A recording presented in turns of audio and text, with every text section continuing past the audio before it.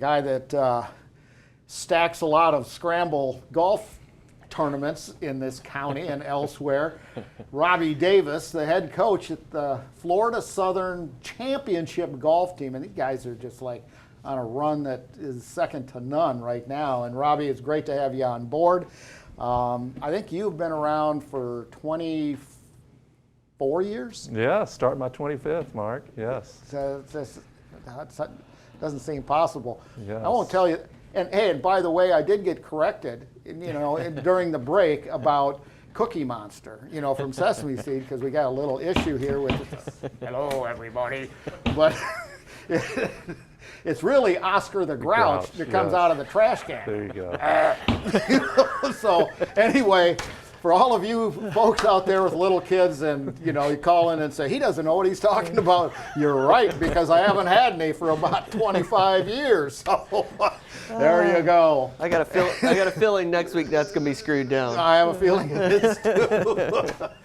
All right, everybody. Oh, goodness. And by the way, if you're wondering who put me up to that, I can blame that on Brian Lacey, our producer for today. So there you have it.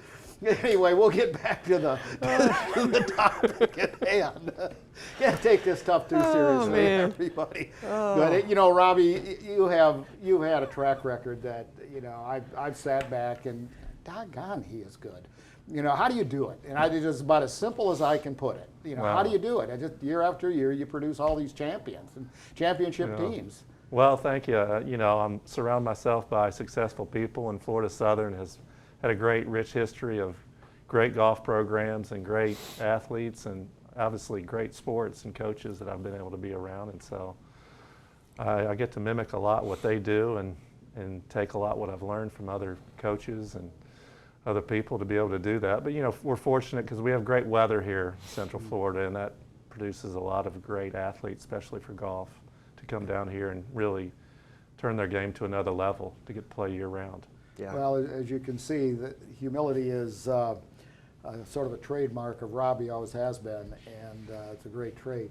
But I'm going to turn it over to Gerald a little bit here, who, if you don't know, was the executive director of the First Tee of Lakeland and also the YMCA in Lakeland for many, many years. And you want to stack your golf team, you better talk to this guy over here. But he is a golf aficionado as well. Gerald? Yeah, no, I know you guys kick off here in a couple of weeks, I believe. And as we were speaking before we went on with, just talk a little bit about, kind of the, I don't know if it's really challenges, but how you've dealt with, with last year with the COVID and with the way everything is with eligibility and the rulings with, students getting an extra year of eligibility and how that's kind of formed with recruiting, typical year, you got your seniors that are gone, you got, 2 or 3, how many seniors you had graduate, open spots, and you can bring those in.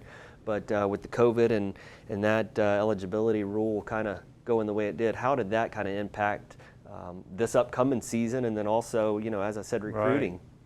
Yeah, the last couple of years have been a whirlwind. It's been so different. We've had to change a lot of our ways of coaching and way of doing things. You've had to become very flexible to the different things that are going to be happening.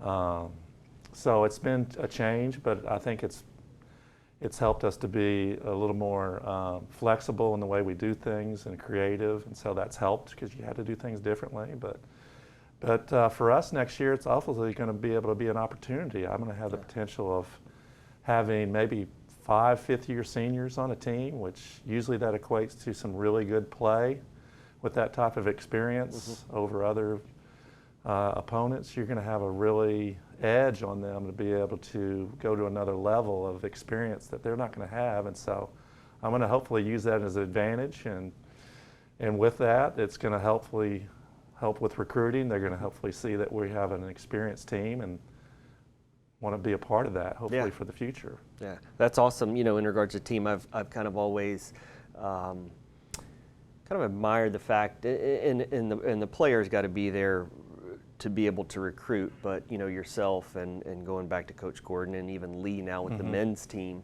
of recruiting locally making sure you keep that eye open for those local players. And I know Lauren Perez, who's a part of the program, but just talk about that briefly. And as we were talking beforehand, Amanda Gartrell, who's graduated and moved on to play professionally, just of being able to keep that eye of local players and keep that homegrown talent right here. Yes, it's special when you play for your hometown. People see you around town when your things, and Mark played in a tournament with her recently, Amanda Gartrell. She just graduated and went to tour school, and Lauren Perez with her, homegrown from Bartow. It's neat for those people to have that community to be able to play for someone, play for a school that they've seen and been a part of for their whole life. So I definitely like to recruit local first, and then the state, and then if we have to, go out of the state for recruits. But you definitely want to get those people that are local first and want to be able to play for something special that they've grown up and seen. Yeah. So yeah, and speaking of that, I'm sure it's probably, and you can speak of it, one of the things that you are proud of, seeing your former athletes and students move along and progress and go into greater things, but opening the season with Nova Southeastern and Heather Bergner. Call her Bergner, Heather Wall now it is. Yeah. But another local talent. Yeah. I think she went to Lakeland High School, I believe it was, and played for you, graduated, and is now the head coach with Nova Southeastern. Yeah, she went to George Jenkins. Excuse me. Yeah, and is now coaching at obviously a rival in our conference, Nova Southeastern, and she's hosting the NCAA regional, and so that's why she's hosting this preview that we're going to go start with. So it's going to be all the top schools in our region playing in the first event. So it's no warm-up for us. We have to go right in and basically start playing our best right off the bat. And it's great to be able to see a player become a coach and see how they do things and to see their passion for the game of golf. And that's what I see in Heather. She has a true passion for what she does, and that's why she has a great team, and that's why she's a great golfer still. She still plays competitively. That little person that is so nice, but when she puts the tee in the ground, she's ready to beat you. So that's why she's good as she is. But it's special for that, to be able to see those people that you coach grow up and become great at what they do outside of golf. Yeah. Robbie, the golf season itself, college, collegiate, NCAA Division II, seasons maybe a little bit different. Tell us about, kick it off with Nova Southeastern. I think that's the 12th. Is it the 12th of September? 13th. And then how long does how many matches do you play? And then once the season, not the season, but once the regular season is over, then you get into tournament play, so to speak. What does that look like? So our season is basically year-round for golf. We have a quick fall season. We play 5 tournaments in 7 weeks. Wow.